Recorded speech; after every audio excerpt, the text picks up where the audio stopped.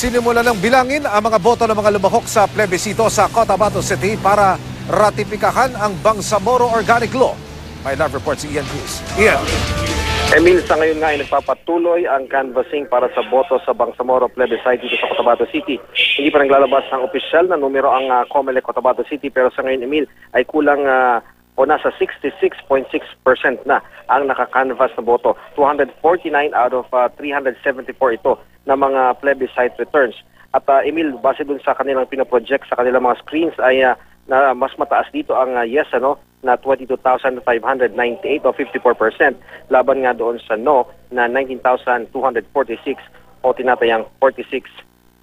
Kahapon ay nabalot ng tensyon at kontrobersya ang naganap na plebisito dito sa syudad, pero sinabi ni Director James Jimenez, sa pangkalahatan maayos at naging payapa hindi lamang ang plebisito dito sa syudad, kundi pati na rin sa ARMM at Isabela City sa Basilan.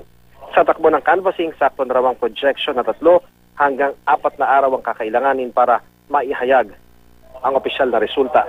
Kapag nanaigang yes para sa ratifikasyon ng BOL, papapalitan na ng bubuing Bangsamoro Autonomous Region ang kasalukuyang ARMM. Nasa 100 guro ang hindi nakapagsilbi sa plebisito dito sa Cotabato City kahapon. Binantaan daw sila sa pamamagitan ng text message, pero hindi naniniwala ang COMELEC na nagkaroon ng leak ng impormasyon sa kanilang panig.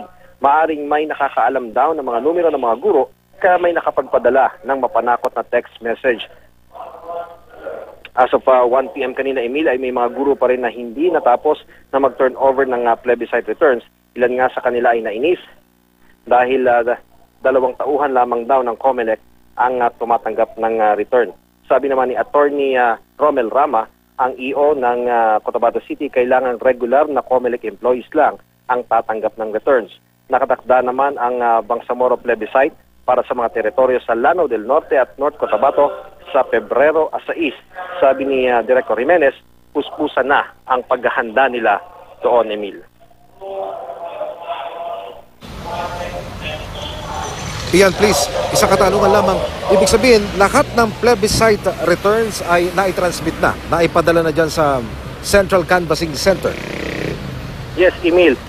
Kung pag-uusapan ni Cotabato City, lahat ay nandito na. Actually, kagabi pa naman talaga sila nandito sa Sharif Kabunsuan Cultural Complex sa Cotabato City. Pero yun nga, Emil, dahil manual kasi itong nangyaring botohan, hindi ito automated. Kaya yung pagtanggap ng reception na group ng COMELEC Cotabato City ay manual din. At kanina nga, nakita natin na dadalawa yung tumatanggap ito. Kaya naman sa napakaraming mga clustered precincts ito, 374, talagang nahihirapan sila sapagkat kapag tinatanggap, Emil, tinitingnan nila kung authentic ba yung binibigay, kung may mga seal, lahat na ini-inspection nila para nga pagdating doon sa canvassing mismo ay mas mabilis na ito, Emil.